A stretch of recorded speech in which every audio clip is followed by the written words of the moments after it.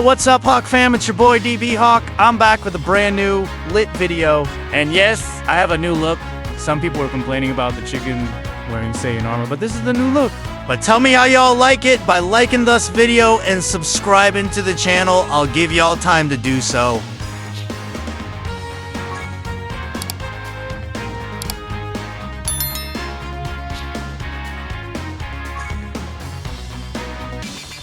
I'm sure y'all saw by the title, I'm attempting to actually clear these stages, because the Ultimate Clash stages at level 3 gets incredibly difficult, but I have faith in all my units. I'm actually a little bit depressed because my Chrono Crystals on Dragon Ball Legends is finished.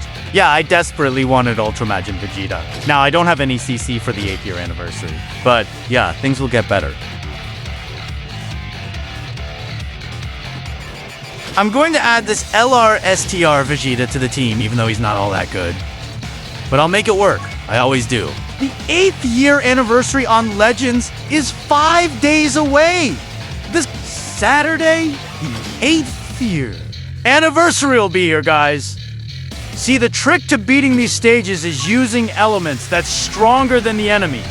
For example, Int is stronger than Tech. Now watch how I beat this first stage. I just add a bunch of units to the team. I'm going to use in this stage. It's been a hot minute since I've used that SSJ for Goku. Wonder if he's any good still. Come on, Ox King, let's see what you got.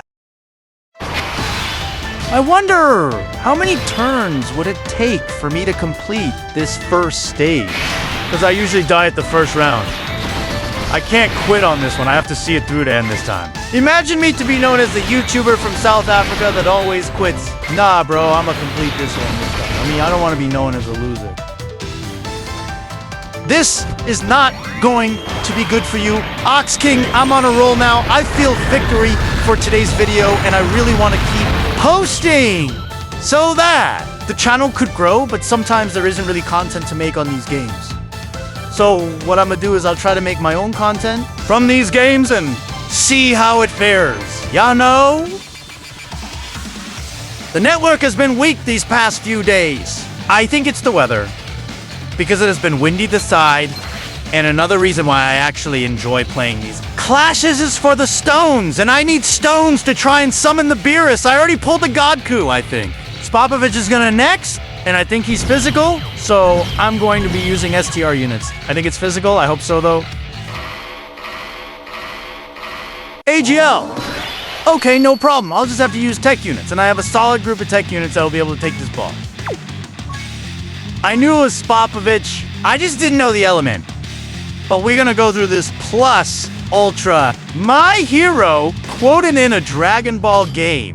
Imagine that. I'll be using these tech Brolys and try to add more villains to the team and see how they fare against Spopovich. But like I said, nothing but dubs today. I still hate myself for using up all my CC in Legends now. When Saturday comes, I won't have any CC to summon on the new banners, but it's cool though. Let's see what you got, Spopovich. I'm about to win. I told you all nothing but dubs, and I stand by it. HP won't even hit 1%. I will be clearing this for all to see. I wish I had more green orbs for this Broly. He's super good when he gets more green orbs than he'd be stacking attacks. Like, it's pesos! I won't mind a Legends and Dokkan collab. Imagine Shalat and Dokkan. How awesome would that be? Shalat would be doing a Rising Rush as a super attack with Dokkan. How cool would that be? Geppy and Tunny. I'm giving y'all ideas for a collab. Soon, come on guys, hear out a fan. You know, Kevin Hart is right. I mean, everyone wants to be famous, but no one actually wants to put in the work. I'm gonna work so hard and let my YouTube channel grow. I'm going to take both inspiration from Nanogenics and Kevin Hart by working so hard to get what I want. And I say to you, that's watching this video, you can do it too. Just put in the work and leave the laziness, because it will get you nowhere. Put in the hard work and see how it pays off in the future. All you have to do is believe and it will come true. That's right. I win. Now we're moving on to level 2 of the Ultimate Clash. Guys, I'm not gonna lie. I feel like I'm going to complete this. We are on our way to level 2. Bro! this new Namek Goku LR might actually break Dokkan again. You already know Bandai saw everybody begging for a proper modern Namek Saga celebration, and they finally said, alright, let's cook! And if this man transforms mid-fight, yeah, it's over. I'm talking Kalan.crazy intro animation.built-in CRITS.guard turn 1.20 million attack stats casually. Active skill screaming on Namek while Frieza gets folded. And you know the OSD is about to be illegal? Dokkan always goes insane whenever Namek Goku drops. That angry Super Saiyan aura with updated animations and 2026 quality? Nah. The biggest question though, are they making him slot 1 GOD tier? Or another needs buildup? Because if they give him clone.guard, damage reduction, revive, standby, and domain support, beast level glazing is about to happen, and don't even get me started on the banners. But low-key, if the animations hit like the old STR Namek Goku did back in the day, this could be one of the hypest LRS ever released. So, chat, real question. Kalan, we summoning or are we saving stones? Alright chat, listen up, because Dokkan might be entering another golden era. If they're starting with LR Namek, the possibilities after this are actually crazy. Because, you know, Dokkan loves themes, and once Namek Saga starts rolling, we could easily see transforming final form Frieza, standby Piccolo, exchange Krillin, Gohan, Revival, Carnival, Kaioken, Goku, and even a U-Fool. Active skill moment. And imagine if they finally update Planet Namek as a full domain animation with the sky turning dark and the lava exploding in the background. Brew, Bachad! Let's talk future Dokkan Fests, because 2026 could genuinely be stacked. I'm telling y'all, right now, a Dokkan Fest Ultra Ego Vegeta is inevitable. Eventually, the second manga content gets greenlit officially for Dokkan. Could be. Oh, I hope I don't die here. But we winning today. Back to the Ultra Ego Vegeta. The game changes forever. Imagine intro with Beerus. Damage received buffs attack, permanent crits after hit, Hakai active skill, and purple aura domain. Twitter would explode for like 3 straight days. And don't think they forgot about Dragon Ball Superhero either. We still need standalone orange Piccolo with giant form rework. Transforming Beast Gohan, Gemma 1 and 2, exchange LRN Cell Max Raid style event. Plus, the way Dokkan's been handling animations lately. Some of these units are looking cleaner than the anime itself. Also, can we talk about how Dokkan could start cooking with what-if units? Because if they ever decide to go full Super Saiyan 3, Vegeta Dokkan Fest, Goku Black and Baby Fusion, Super Saiyan Bardock from the future, Ader Artagozi T, Abrok, bro, the community would lose their minds. And Loki, I think they're saving something insane for Dokkan Fest. Because every fest since 2024 has been, here's one broken unit. Then suddenly, by the way, this second unit changes the entire meta. So don't be surprised if we get Sync's transformations, dual active skills, tag mechanics upgraded, custom intro choices, and co-op supers online.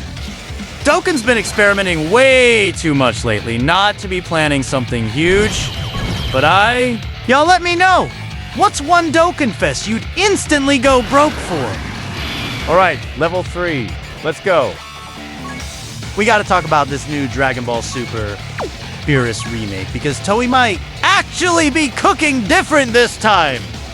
So from what's being reported, this isn't just a lazy remaster. This sounds more like Dragon Ball Z Kai meets modern movie-level animation. Forget what I said in the last video. It's actually something to be hyped about.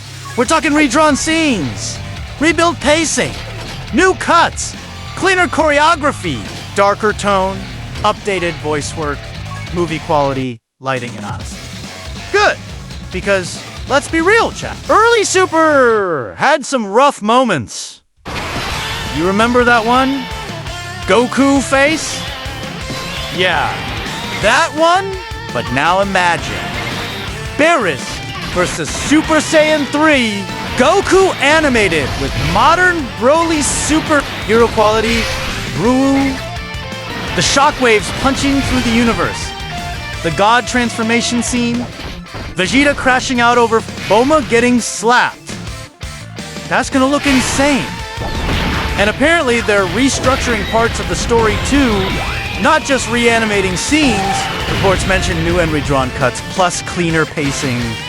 Which means we might finally get better build up for Super Saiyan God. Beerus feeling. Actually terrifying less.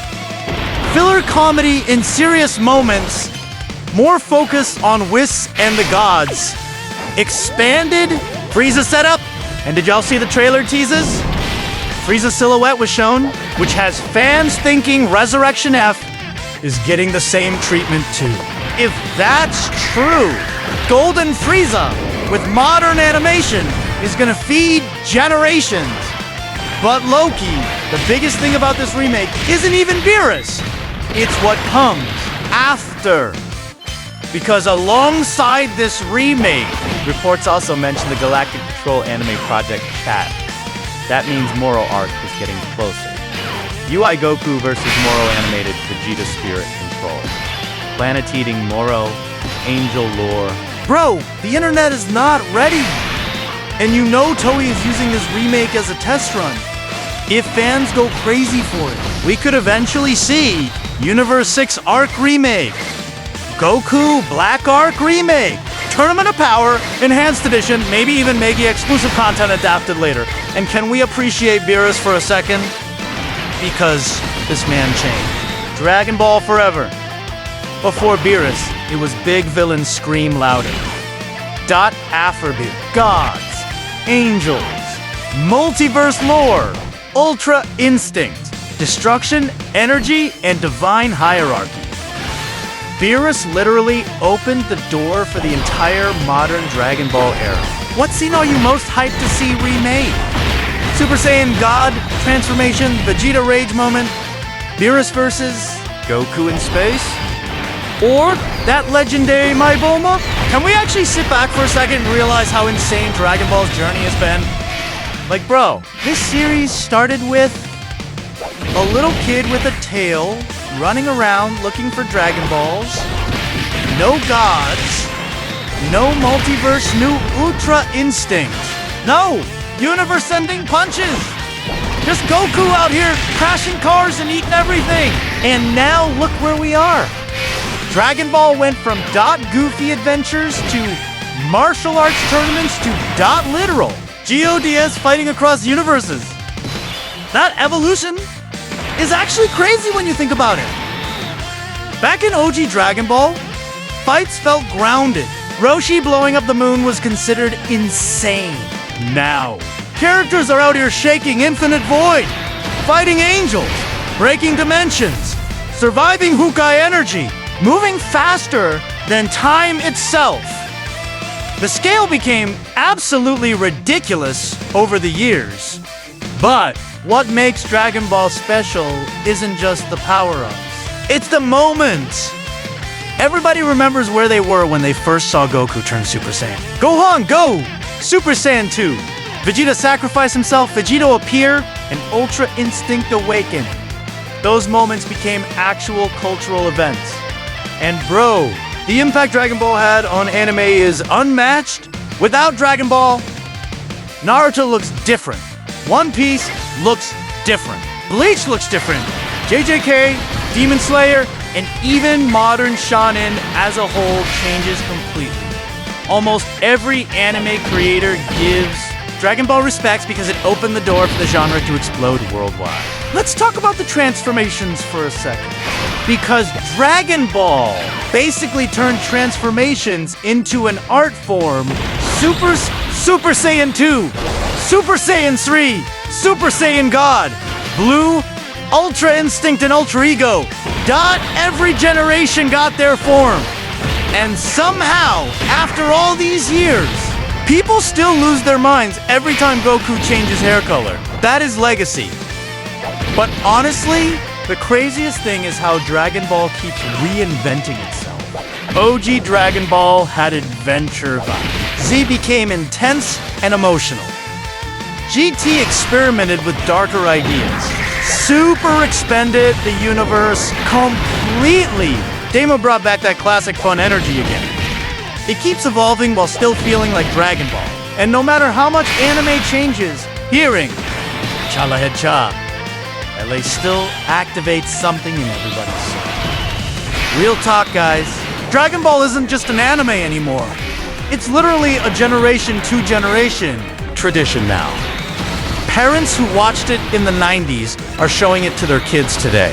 That's legendary status. And after all these years, we're still arguing Goku versus Vegeta.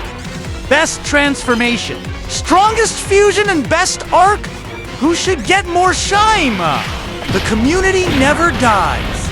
So whether you started with OG, Dragon Ball Z, GT, Super, Legend, Dokkan, Xenoverse, and Sparkin Zero Dot, you became part of one of the biggest anime legacies ever created.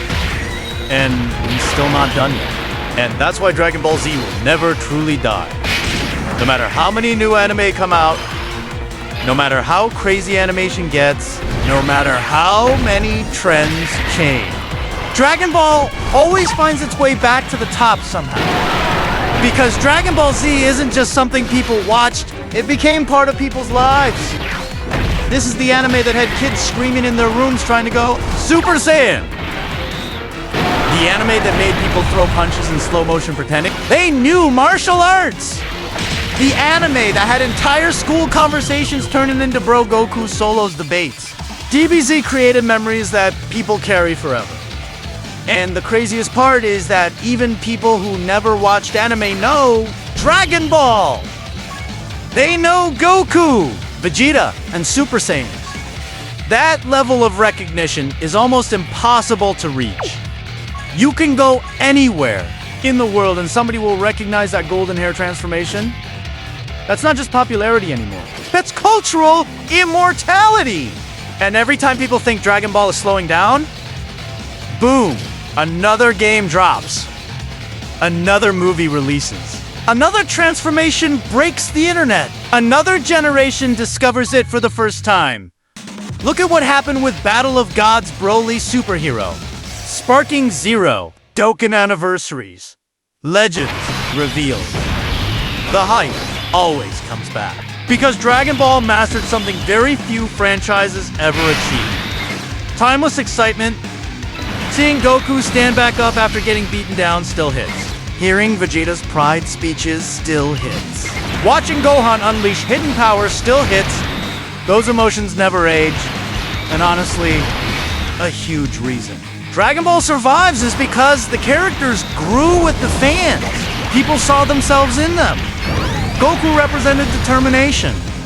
Vegeta represented pride and growth. Gohan represented hidden potential. Piccolo represented redemption. Future Trunks represented hope. These characters became more than fictional fighters to people.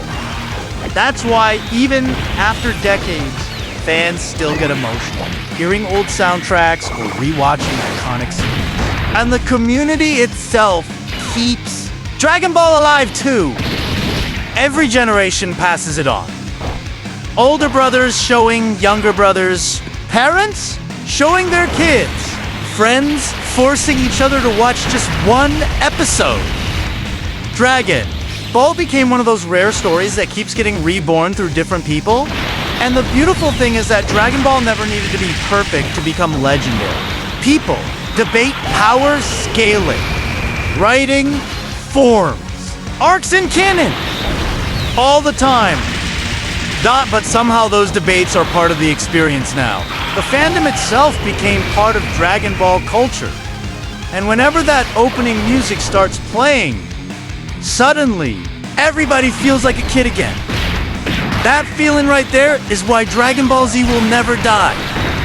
Not because of power levels, Not because of transformations, not because of flashy fights, but because of the impact it left on generations of people across the entire world. Dragon Ball became one of those stories that outlives eras. And honestly, Chad, even 30 years from now, some kid is still gonna discover Super Saiyan for the first time and lose their mind exactly the same way we all did. And maybe that's the most beautiful thing about Dragon Ball in the end. It reminds people what it felt like to dream without limits. Because when we were kids watching DBZ, none of us cared about stress, bills, heartbreak, growing older, or how complicated life would eventually become. For those 20 minutes, all that mattered was whether Goku would win, whether Vegeta would finally surpass him, or whether Gohan would unlock some hidden power nobody expected. Dragon Ball gave people escape. It gave people excitement. It gave people hope. And over time, those characters almost started growing alongside the fans themselves. Yes, I'm blabbing about Dragon Ball because I love Dragon Ball and everything. Dragon Ball, okay, I am 23 years old and I've loved Dragon Ball since I was 5. But anyways, back to the topic. We're almost done with level 3 though. When you're younger, you relate to Goku's hunger for adventure. Everything feels exciting. Everything feels possible. And the world feels huge.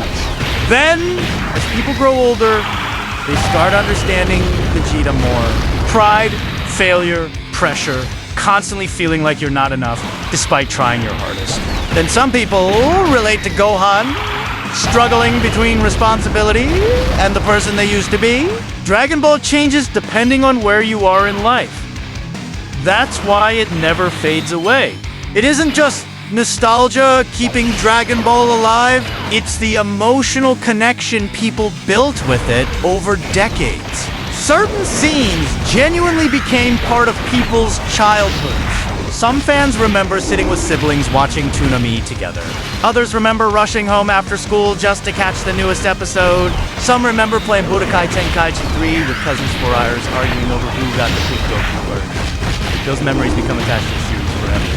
And the older people get, the more emotional Dragon Ball starts to feel because it becomes tied to time itself. You rewatch old episodes and suddenly you're not just watching an anime anymore, you're remembering an entire period of your life. The people you watched it with, the excitement you felt, the simpler days that don't exist anymore. That's why hearing an old Dragon Ball soundtrack can hit people so hard out of nowhere. It's not just music. It's memories. And honestly, Dragon Ball's message has always been deeper than people give it credit for. Under all the screaming and transformations, the story constantly tells people to keep pushing past their limits, no matter how impossible things seem. Every major moment in Dragon Ball comes from somebody refusing to give up even when they're completely outmatched. That mindset inspired millions of people growing up. For some fans, Dragon Ball was the first story that made them believe they could become stronger than they were yesterday. Not physically like the characters, but mentally, emotionally, spiritually. The idea of getting back up after failure became part of people's real lives because of this series. Final boss time. Let's go. I told y'all, we completing it and not about to quit. Back to what I was saying. And maybe that's why Dragon Ball feels immortal. Because every generation goes through struggle. Every generation needs hope. Every generation wants to believe they can overcome something bigger than themselves. Dragon Ball gives them that feeling. That's why no matter how much anime evolves, no matter how advanced animation becomes, no matter how many new protagonists appear, Goku smiling before a fight still feels special. Vegeta standing tall despite losing still feels inspiring. That spirit never ages. And one day, decades from now, somebody else is going to sit in front of a screen for the very first time and watch Goku turn Super Saiyan while the music explodes in the background. And for a moment, they're going to feel exactly what generations before them felt. That's when you realize Dragon Ball stopped being just a show a long time ago. it became something timeless. And the deeper you think about it, the more you realize Dragon Ball survived because it understands something very human. People want to believe they can become better than they are today. That idea sits at the center of almost every arc without people even noticing it. Goku never fights because he hates people. He fights because he believes there's always another level to reach. Another version of himself waiting beyond his limits. And honestly, that mindset affected an entire generation more than people realize because life eventually humbles everybody. At some point, people fail. People lose friends. People lose confidence. People lose versions of themselves they thought would last forever. And yet, Dragon Ball constantly showed characters standing back up anyway. Vegeta is probably one of the greatest examples of that. A man whose entire identity was built on pride, constantly losing over and over again, yet still continuing to fight no matter how broken his ego became. That's why so many people connect to him as they get older. His story isn't really about being the strongest. It's about learning that your worth isn't destroyed just because somebody surpassed you. That's powerful. And future Trunks. Man. His story hits differently once you grow up. A character born into hopelessness who still chose kindness despite living in a ruined world. Even after losing almost everything, he kept moving forward because somebody had to. Dragon Ball has always hidden emotional depth beneath the explosions. Even Gohan's story became relatable for so many people. A child with enormous potential carrying expectations he never asked for. Trying to balance who he is with who others want him to become. A lot of fans grew up and suddenly realized why Gohan felt so real. That's why these characters stayed relevant for decades. They represent emotions people continue experiencing throughout life. And maybe that's also why Dragon Ball creates such a strong sense of community. Fans don't just talk about power scaling because of flashy fights. They argue because these characters genuinely matter to them growing up. Everybody sees a different piece of themselves somewhere in the story. Some people admired Goku's optimism. Some admired Vegeta's determination. Some connected to Piccolo's learning. Some saw themselves in Krillin constantly feeling small in a world of monsters, but showing up anyway. Even the weaker characters mattered because Dragon Ball constantly reminded people that courage isn't about always winning. Sometimes courage is just refusing to run away. That message never expires. And honestly, one of the saddest but most beautiful parts about Dragon Ball lasting this long is realizing how many people carried it with them through different stages of life. Kids became teenagers. Teenagers became adults. Adults became parents. Entire lives changed, while Dragon Ball remained this constant presence in the background. For some people, it was comfort during hard times. For others, it was motivation. For others, it was simply joy. But everybody remembers how it made them feel. That feeling is what keeps legends alive. Because eventually, animation improves. Stories evolve. New anime rise, but emotional impact that lasts forever. Dragon Ball gave people moments they attached to their real lives. Moments that made them feel stronger, happier, motivated, or less alone during certain periods of their journey. And that's why it never disappears. Not because it's perfect, not because it always had flawless writing, not because every arc was universally loved, but because it gave millions of people something emotionally real. And honestly, maybe that's the true meaning of legacy. When something continues living inside people long after the episodes end. Guys, we're about to beat this stage. All I did this whole video was sharing how I really feel about Dragon Ball. It's like my most favorite thing in the entire world. I think it's about time for Ultimates in the next turn. That would be so clutch, guys. This unit loves to die. Please just stand still and accept your defeat. game over. Ha ha ha, we finally got a dub, guys. I'm gonna hit him with the most cinematic scene ever. Hold on, I gotta activate animations for this one. Get ready for absolute cinema. Get ready for peak.